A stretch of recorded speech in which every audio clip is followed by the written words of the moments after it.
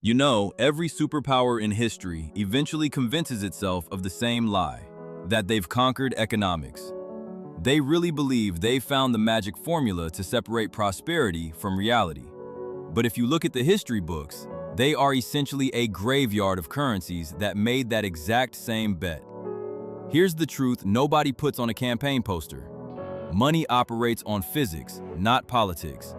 There are deep, stubborn, mathematical laws at play here. They don't care about central bank forecasts, and they certainly don't care about optimism. These laws are axioms, but they're rarely discussed in the open, mostly because understanding them ruins the illusion that everything is under control. Today, we're going to pop the hood and look at the actual operating system of the global economy.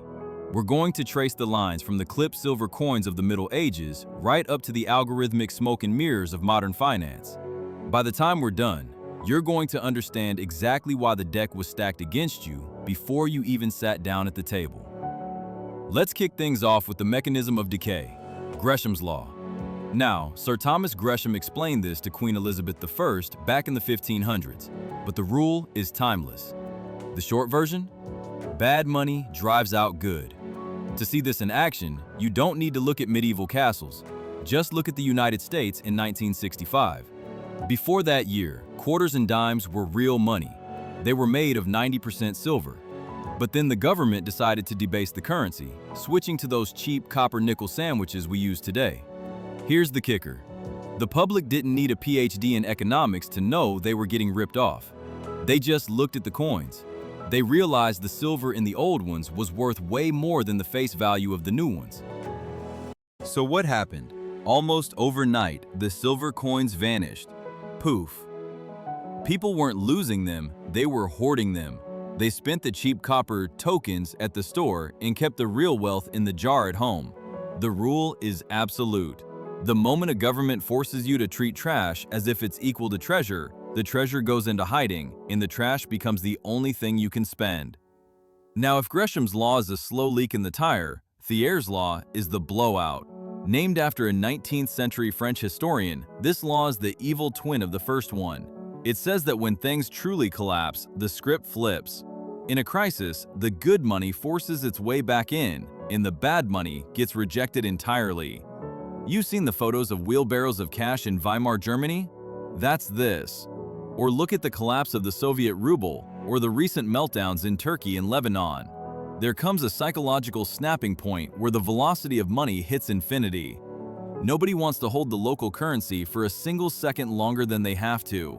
Suddenly, shopkeepers stop putting price tags in the national currency. They demand dollars, gold, crypto, anything real. Gresham explains how bad money circulates when things are stable. Thiers explains how the market violently reimposes reality when the trust breaks. It's that moment when the public stops listening to the law and starts listening to their survival instincts. So you have the slow rot and the sudden crash. But what happens in the gray area in between? That's where the theft happens. This is the Cantillon Effect. Richard Cantillon was writing way back in the early 1700s, before Adam Smith, and he noticed a geographical truth about inflation.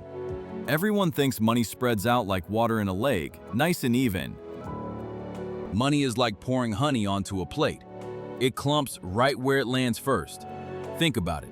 When a central bank prints $1 trillion today, it doesn't magically appear in everyone's checking accounts at the same time. It goes to the bond market, the primary dealers, and the government contractors first. These insiders get to spend that fresh cash while prices in the economy are still low. They buy up real estate, stocks, and hard assets. By the time that money trickles down to your paycheck, it has already bid up the price of everything you need to survive. This is why we see these confusing K-shaped recoveries. It explains how luxury watch prices and the S&P 500 can hit all-time highs while median wages are flatlining. Inflation isn't just a number or an accident. It is a specific mechanism of redistribution. It transfers wealth from the late receivers, you, to the early receivers, them. If the Cantillon Effect is how they siphon off your purchasing power, financial repression is how they make sure you can't escape. This is a toolkit that was really perfected after World War II, when countries were drowning in debt. They had a problem. How do you pay off massive debt without going bankrupt? The solution was simple. You trap the savers. The main weapon here is negative real yields. It sounds technical, but it's brutal. If inflation is running at 7%, but the bank is only paying you 4% interest, you are effectively paying the government a 3% annual tax on your life savings just for the privilege of holding money. But for this to work, they need a captive audience. That's why you see regulations forcing pension funds to buy government bonds, or strict rules preventing capital from leaving the country. We've watched this play out aggressively over the last 15 years. Interest rates were pinned to the floor while the cost of living skyrocketed. It's a silent default. They aren't canceling the debt. They're just making the money used to pay it back worth less, using your savings as the fuel to keep the fire going. These laws don't just mess with your wallet, they determine the fate of empires. This brings us to the Triffin Dilemma. In the 1960s, economist Robert Triffin pointed out a fatal flaw for any country that wants to print the global reserve currency, like the USA. It's a deal with the devil. To provide the whole world with enough dollars for trade, the US has to run perpetual trade deficits. We have to export our money and import the world's goods. In the short term, it feels great, cheap TVs and financial dominance. But in the long term, it creates a domestic hollow-out. The demand for the dollar makes our currency too strong, which kills American manufacturing. We end up trading our factories for financial power. But this system has an expiration date. Eventually, the massive debt required to supply the world with dollars undermines confidence in the dollar itself. We are watching this play out in real time right now. The Global South and BRICS nations are starting to settle trade in local currencies and hoard gold. The privilege of printing the world's money eventually eats the economy that prints it. As the system starts to strain, policymakers try to control it by setting targets, and that triggers Goodhart's law. When a measure becomes a target, it ceases to be a good measure. There's a classic story about a Soviet nail factory that illustrates this perfectly. The central planners set a target for the factory based on the weight of the output. So, what did the workers do? They made one giant, enormously heavy, useless nail. So the planners said, okay, new target, quantity. So the workers started making millions of microscopic, useless pins. Central banks do the exact same thing today. They obsess over targets like 2% inflation or GDP growth. To hit those arbitrary numbers, they strip the volatile stuff, like food and energy, out of the CPI, or they use government spending to pad the GDP stats. The dashboard says the car is moving at a safe speed, but the engine is literally on fire. By optimizing for the metric, keeping the stock market green or unemployment technically low, they detach policy from your real-world standard of living. The map is no longer the territory. Finally, we hit the mathematical wall, the law of diminishing returns on debt. Think of debt like a drug.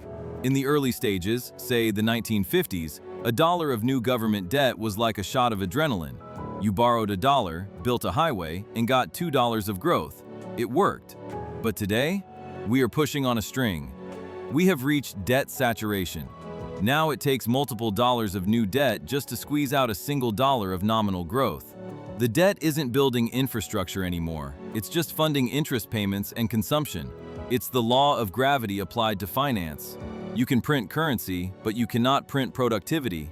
Every major empire, from the Bourbons in France to the British Empire, hit this exact wall.